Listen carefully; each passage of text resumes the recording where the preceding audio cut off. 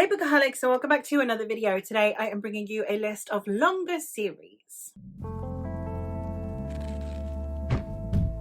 In this one, I am not featuring extended universes or series that have multiple series in them because that gets convoluted. So this is just the series itself is more than a trilogy, but that's not including any extra stuff, any companion series, any novellas, nothing. Just the series on its lonesome is more than 3 books.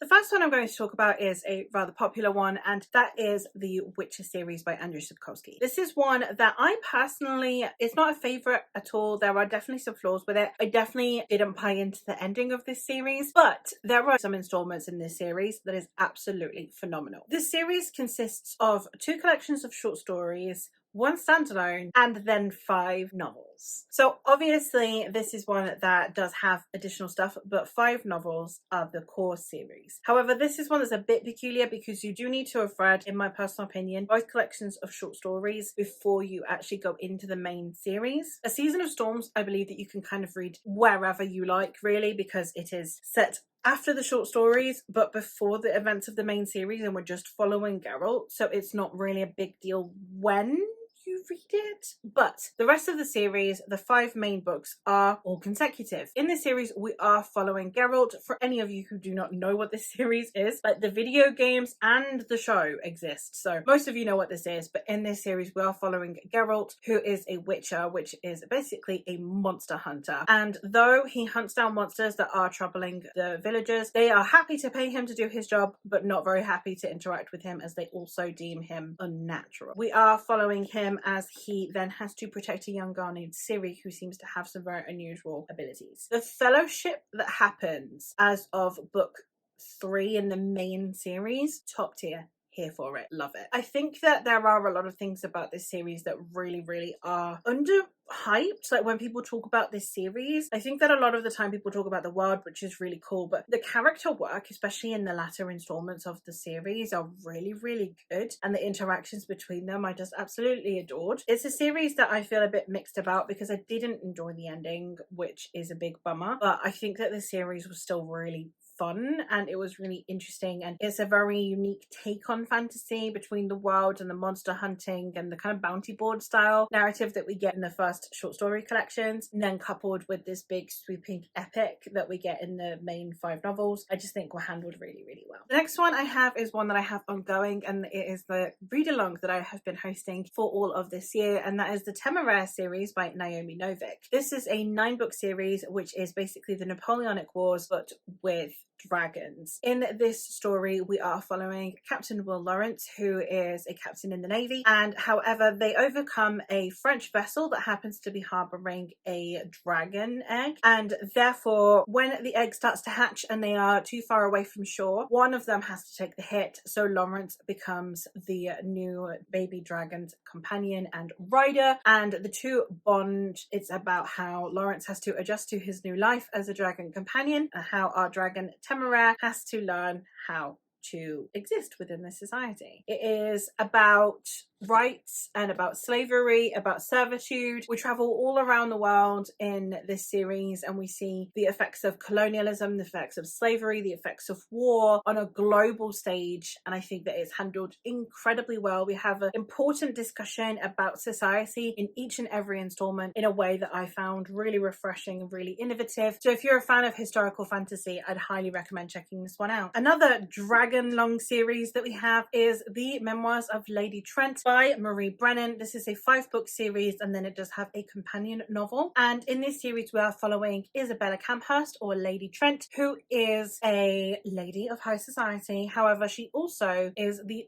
foremost dragon naturalist in the world, and this is her memoirs about how she came to be such a prestigious researcher within the field of dragonology. And we have, again, set all over the world, we are seeing how academia can be approached within each of the different countries that she visits, which are clearly kind of a simile to a real world country. And I think that it was handled in a very interesting way. How she interacts with different cultures and different cultures' approaches to dragons. And I think if you like Tamara, you'll like this. And if you like this, you should give Tamara a go, because we do have these historical aspects, and we have in this one we have the academia vibes as well, which I absolutely love. We have her notes and her sketches throughout the story, and I just think that I love Isabella, and then I love the way this story is told, and then I love the approaches that it takes, the discussions that it has. It's one of my favorite series, and you should definitely check it out. Another one that I have read this year and absolutely have loved and would highly recommend is The Dandelion Dynasty by Ken Liu. This is a 4-book series or a tetralogy, and in it we are in a world where the empire is beginning to collapse. We have a dynasty that is failing, and we have people who are disgruntled by the society that they are in. Enter 2 young men. One is the son of a deposed duke, hell-bent on revenge, and the other is a charismatic nobody who they are thinking to put on this throne. This is the rise of the Dandelion Dynasty, which is a dynasty that spans multiple generations. So we are following it from the beginning of the Dandelion Empire all the way through to a couple of generations later, and the ripple effect that the actions in this first book have on the generations that follow. I really enjoyed this series. The first book I did struggle with the characters a little bit, but by the end of it I was giving them 5 stars, and I was absolutely petrified to read the next page. I do have a dedicated series review for all of these series apart from Tamara, so I will leave those linked in case you want to check them out. But I highly recommend checking this one out if you are a fan of steampunk and historical fantasy, because this is based on Chinese history but it's done in a fictional manner, and I think that the discussions around the way that generations are impacted by war in here is some of the best I've ever seen. And the last series that I have on here is one that has swiftly become one of my new favorite series, and that is The Chorus of Dragons by Jen Lyons. This is one that the first 2 books are in a way kind of separate interlinking narratives, and then everything comes together from book 3 onwards. In this first book we are following Kirin, who gets brought into the royal family when he is discovered to potentially be at the center of a prophecy. He is not at the center of a prophecy, however, to save the world. He is set to destroy it. So capturing the attention of demons,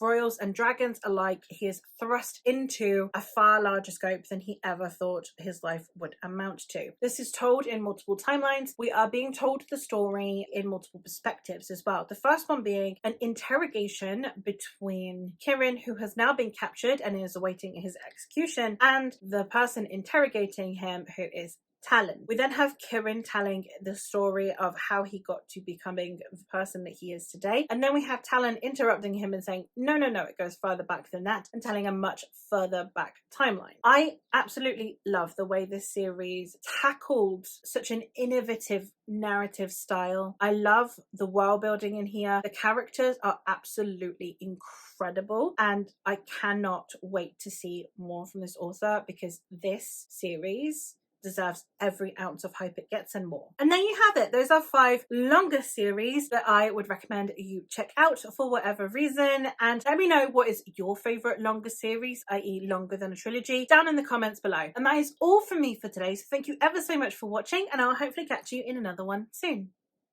Bye!